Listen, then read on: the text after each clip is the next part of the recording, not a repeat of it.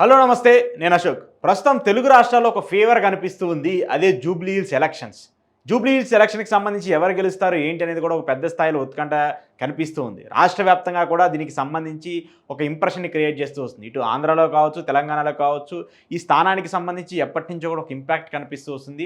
ఆ గోపీనాథ్ మరణం తర్వాత ఇక్కడ అన్ని పార్టీలు కూడా ఫోకస్ పెట్టడము, ఇక్కడ టీడీపీకి సంబంధించినటువంటి ఓట్ బ్యాంక్ ఉండడము, జనసేనకి సంబంధించిన ఓట్ బ్యాంక్ ఉండటము, ఈ ఓట్ బ్యాంక్ ఎవరి వైపు టర్న్ అవుతాయని చెప్పేసి ఒక సందిగ్ధం కూడా కనిపిస్తూ వస్తుంది. సో ఇలా వివిధ రకాలుగా ప్రతి ఒక్కరు కూడా జూబ్లీ హిల్స్‌లో ఏం జరుగుతుందనేటువంటి ఒక టెన్షన్ నడుమ ఉన్నటువంటి నేపథ్యంలో సర్వే సంస్థలు మాత్రం క్లియర్ కట్ ఇండికేషన్ ఇచ్చేస్తూ వస్తున్నాయి. ఈ సర్వే సంస్థలు చెప్తున్నటువంటి రిపోర్ట్లు అన్నీ కూడా ప్రీ ఎగ్జిట్కి సంబంధించిన రిపోర్ట్లు అన్నీ కూడా చూసుకుంటే మాత్రము ప్రతి సంస్థకి సంబంధించిన సర్వే రిపోర్టు కూడా ఇక్కడ బీఆర్ఎస్ పార్టీకే అనుగుణంగా బీఆర్ఎస్ పార్టీయే మళ్ళీ గెలిచే విధంగా ఉందంటూ కూడా రిపోర్ట్స్ ఇస్తూ ఉన్నాయి. ఇక్కడ తెలంగాణకి సంబంధించి చూసుకుంటే ప్రస్తుతం కాంగ్రెస్ పార్టీ అధికారంలో ఉంది, మంచి మెజార్టీ సాధించింది.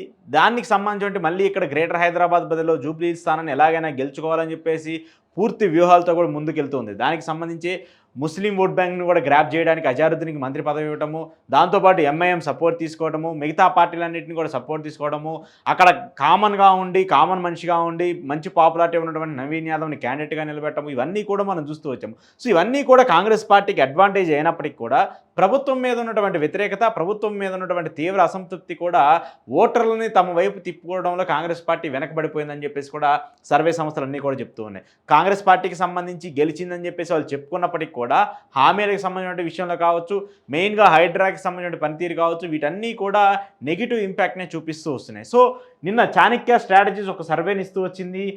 జూబ్లీ హిల్స్ ఎన్నికలకు సంబంధించి అసలు ఎలా ఉంది, ఏంటి పరిస్థితి, ఇక్కడ ఏదన్నా మార్పులు చేర్పులు జరిగే అవకాశం ఉందా, జూబ్లీ హిల్స్కి సంబంధించి బీఆర్ఎస్ పార్టీకి ఉన్నటువంటి ఓట్ బ్యాంక్ ఎంత, అలాగే కాంగ్రెస్ పార్టీకి ఉన్నటువంటి ఓట్ బ్యాంక్ ఎంత, బీజేపీకి సంబంధించిన ఓట్ బ్యాంక్ ఎంత అనేది కూడా ఒకసారి చూసుకుంటే ఇక్కడ బీఆర్ఎస్ పార్టీ అంటే సిట్టింగ్ ఎమ్మెల్యేగా ఉన్నటువంటి గోపీనాథ్కి సంబంధించినటువంటి బీఆర్ఎస్ పార్టీకి సంబంధించి 43% ఓటర్లందరూ కూడా ఆయన వైపు ఉన్నారని చెప్పేసి చెప్తూ ఉన్నారు. అలాగే కాంగ్రెస్ పార్టీకి సంబంధించి 38% మంది ఓటర్లు కాంగ్రెస్ పార్టీ వైపు ఉన్నారు.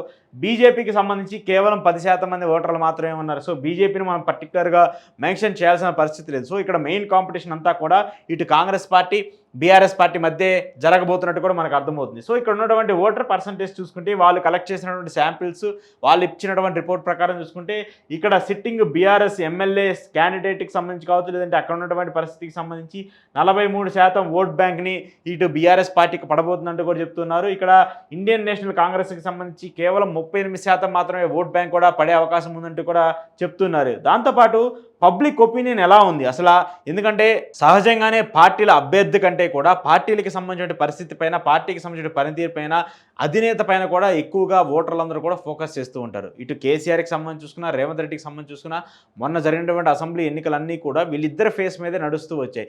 కేసీఆర్ మీద ఉన్నటువంటి వ్యతిరేకత, కాంగ్రెస్ పార్టీకి ఒక అవకాశం ఇస్తే తప్పేంటనేటువంటి ఒక ఇండికేషన్స్తోనే మొన్న అసెంబ్లీ ఎన్నికలు జరుగుతూ వచ్చాయి. దానికి అనుగుణంగానే కాంగ్రెస్ పార్టీ క్లియర్ కట్ మెజార్టీతో, మ్యాజిక్ ఫిగర్తో వాళ్ళు అధికారంలోకి వచ్చారు. సో ఇప్పుడు ఈ 2 సంవత్సరాలు దగ్గరగా అయిపోవస్తూ వచ్చింది. ఈ 2 సంవత్సరాలు కాంగ్రెస్ పార్టీ మీద విపరీతమైన వ్యతిరేకత వస్తూ వచ్చింది. దానికి సంబంధించి చూసుకుంటే కూడా కాంగ్రెస్ పార్టీ ఎలా ఉందని చెప్పేసి ప్రజల్లోకి వెళ్ళినప్పుడు కేవలం 29% మంది ప్రజలు మాత్రమే పాలన బాగుంది, అద్భుతంగా చేస్తున్నాడు రేవంత్ రెడ్డి అని చెప్పేసి చెప్తున్నారు.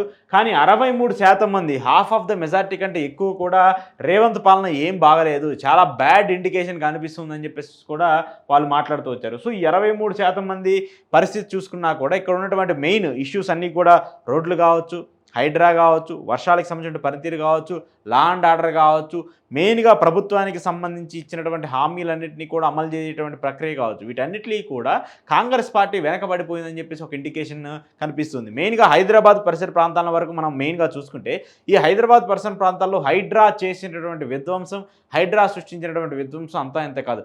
ఒక విధంగా హైడ్రా కొన్ని మంచి పనులు చేసినప్పటికీ కబ్జా అయినటువంటి భూముల్ని, కబ్జా అయినటువంటి ల్యాండ్స్ అన్నింటిని కూడా తిరిగి ప్రభుత్వంలోకి తీసుకోవడం అది మంచి పద్ధతే, ప్రతి ఒక్కరు అప్రిషియేట్ చేయాలి. కానీ సామాన్య ప్రజలు రూపాయి కూడబెట్టుకొని వాళ్ళు ఒక ఇంటిని కట్టుకుంటే ఆ ఇంటిని అక్రమంగా కట్టారనేటువంటి ఒక పేరుతో ఒక బుల్డోజర్లను పంపించి వాటిని ధ్వంసం చేసేటువంటి పరిస్థితి, అక్కడ ఆ ఓటర్లందరూ కూడా అగమ్య గోచరంగా ఏం చేయాలో చెప్పలేనటువంటి పరిస్థితి, వీటన్నిటి కూడా ఉన్నప్పుడు వాళ్ళు దయనీయంగా ఉన్నారు. రేవంత్ రెడ్డి ఎప్పుడెప్పుడు దిగిపోతాడా, మళ్ళీ మా స్థలంలోకి మేము వెళ్ళి ఎప్పుడు ఇల్లు కట్టుకోవాలనేటువంటి ఒక పరిస్థితిలో వాళ్ళందరూ ఉన్నారు.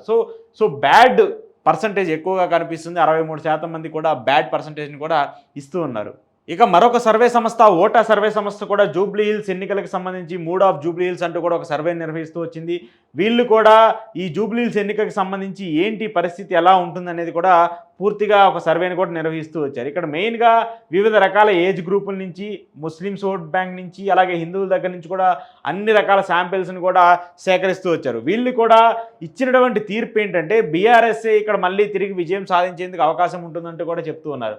సో వీళ్ళ సర్వే ఇచ్చినటువంటి పరిస్థితి ఎలా ఉందంటే కాంగ్రెస్ పార్టీకి 42% ఇస్తూ వచ్చారు, బీఆర్ఎస్ పార్టీకి 48%, బీజేపీకి 9%, ఇతరులకు 1%. ఇందాక కూడా నేను చెప్పినట్టు బీజేపీని మనం పట్టించుకోవాల్సిన అవసరం లేదు. ఇక్కడ కేవలం మొత్తం కూడా ఓట్ బ్యాంక్ అంతా కూడా ఇటు కాంగ్రెస్ నుంచి బీఆర్ఎస్ నుంచి మాత్రమే జరగబోతూ ఉంది. కాబట్టి ఇక్కడ అధికార సిట్టింగ్ బీఆర్ఎస్ పార్టీకే 48% ఓటర్లందరూ కూడా మొగ్గు చూపుతూ ఉన్నారంటూ కూడా చెప్తూ వస్తున్నారు. సో 42% కాంగ్రెస్ పార్టీకి, 48% బీఆర్ఎస్ పార్టీకి కూడా ఇక్కడ రాబోతున్నట్టు కూడా మనకు అర్థమవుతుంది. సో ఇట్లా వివిధ రకాలకి సంబంధించి అజారుద్దీన్కి మంత్రి పదవి ఇవ్వడం ఆదరణకి ఎలా ఉంటుంది, అసలు అవును కాదు మంచిది పరిస్థితి అనేటువంటి ఒక సిచ్యువేషన్ చూసుకున్నా కూడా ఇక్కడ అజారుద్దీన్కి మంత్రి పదవి ఇచ్చినా కూడా పెద్దగా ఇంపాక్ట్ చూపదు అంటూ కూడా చెప్తూ ఉన్నారు. ఇక దీంతోపాటు ఇక్కడ మైనారిటీలు ఎవరికి మేలు చేశారని చెప్పేసి చూసుకున్నప్పుడు కాంగ్రెస్ పార్టీ కంటే కూడా బీఆర్ఎస్కి ఎక్కువగా ఉన్నారు మైనారిటీలు అందరూ. అంటే ముస్లిం ఓట్ బ్యాంక్ అంతా కూడా ఇటు బీఆర్ఎస్కి ఎక్కువగా సపోర్ట్ చేసే పరిస్థితి ఉందంటూ కూడా చెప్తున్నారు. సో ఈ పరిస్థితులన్నీ చూసుకుంటూ ఉన్నప్పుడు తెలంగాణకి సంబంధించి జూబ్లీ హిల్స్ పరిధిలో మెయిన్గా మరొక ఇంపార్టెంట్ ఫ్యాక్టర్ ఏంటంటే ఇక్కడ టీడీపీకి సంబంధించిన ఓట్ బ్యాంకు ఇక్కడ దాదాపు కమ్మ సామాజిక వర్గానికి సంబంధించి 20,000కు పైగా ఓట్లు ఉండటము, వాళ్ళు గతం నుంచి కూడా మాగంటి గోపీనాథ్కి సపోర్ట్ చేయడం కూడా జరుగుతూ వస్తుంది. సో ఈ 20,000 మంది ఓట్ బ్యాంకులన్నీ కూడా ఇటు బీఆర్ఎస్ వైపు టర్న్ అయ్యే అవకాశం ఉంది. అసెంబ్లీ ఎన్నికల్లో టీడీపీ ఓట్ బ్యాంక్ చూసుకున్న వాళ్ళందరూ కూడా ఇటు రేవంత్ రెడ్డికి సపోర్ట్ చేసినప్పటికీ కూడా జూబ్లీ హిల్స్లో మాత్రము ఈసారి టీడీపీ ఓట్ బ్యాంక్ అంతా కూడా జనసేన వైపు ఓట్ బ్యాంక్ అంతా కూడా వీళ్ళిద్దరూ కూడా ఇటు కేసీఆర్కే టర్న్ అయ్యే అవకాశం కూడా కనిపిస్తుంది. ఎందుకంటే జనసేనకి సంబంధించి పెద్ద ఇంపాక్ట్ ఉండకపోయినప్పటికీ కూడా అక్కడక్కడ 2,000 ఓట్లు 3,000 ఓట్లు ఉండేటువంటి పరిస్థితి కూడా ఉంటుంది. ఇటు టీడీపీ జనసేన ఓటర్లు అందరూ కూడా బీఆర్ఎస్ వైపే మొగ్గు చూపుతూ ఉన్నారు. బీజేపీ వైపు కంటే కూడా బీఆర్ఎస్కే మొగ్గు చూపుతున్నారు. ఎందుకంటే ప్రస్తుతం ఆంధ్రప్రదేశ్లో ఈ 3 పార్టీలు కూడా కూటమిగా ఉన్నాయి, టీడీపీ, జనసేన, బీజేపీ. సో కాబట్టి ఇక్కడ ఆంధ్రప్రదేశ్కి సంబంధించిన ఓటర్లు కావచ్చు, ఇక్కడ సిటీలు కావచ్చు, వీళ్ళందరూ కూడా ఇక్కడ బీజేపీకి సంబంధించి ఓటు వేస్తారని చెప్పేసి అనుకుంటే మాత్రము మీరు భ్రమపడినట్టు అనేటువంటి ఇండికేషన్ కూడా సర్వే సంస్థలు ఇస్తున్నాయి. వాళ్ళందరూ కూడా ఇక్కడ బీజేపీ కంటే కూడా బీఆర్ఎస్కే ఓట్లు వేస్తే బెటర్ అని చెప్పేసేటువంటి ఒక ఇండికేషన్లో కూడా వస్తున్నారు. సో ఈ పరిస్థితులన్నీ చూస్తూ ఉన్నప్పుడు ప్రస్తుతం సర్వే సంస్థలు ఇస్తున్నటువంటి రిపోర్ట్లు చూసుకున్నా, అలాగే అక్కడ ప్రజల్లో ఉన్నటువంటి 3 సైలెన్స్ అంతా చూసుకున్నా కూడా మళ్ళీ అక్కడ సిట్టింగ్ స్థానాన్ని బీఆర్ఎస్ పార్టీ తిరిగి కైవసం చేసుకోబోతున్నట్టు అర్థమవుతుంది. ఇక్కడ ఉన్నటువంటి ఓటర్లందరూ కూడా కేసీఆర్ నాయకత్వాన్ని, మాగంటి గోపీనాథ్ కుటుంబాన్ని కూడా మళ్ళీ తిరిగి గెలిపించుకుంటాం అని చెప్పేసి కూడా చెప్తున్నారు. మరి ఈ వారం రోజుల్లో ఏమైనా ఫ్యాక్టర్ మారి ఎలక్షనీరింగ్లో ఏమైనా మారే అవకాశం ఉంటుందా, కాంగ్రెస్ పార్టీ అధికారంలో ఉంది కాబట్టి ఏమైనా అడ్వాంటేజెస్ తీసుకుంటుందా అనేది కూడా చూడాలి. ఏది ఏమైనప్పటికీ కూడా ప్రస్తుతం జూబ్లీ హిల్స్ 3 అంతా కూడా బీఆర్ఎస్ పార్టీ వైపే ఉంది. మళ్ళీ కేసీఆర్ పార్టీకి తిరిగి ఈ స్థానాన్ని కూడా కట్టబెట్టాలని చెప్పేసి కూడా జూబ్లీ హిల్స్ ప్రజలు అనుకుంటున్నారు.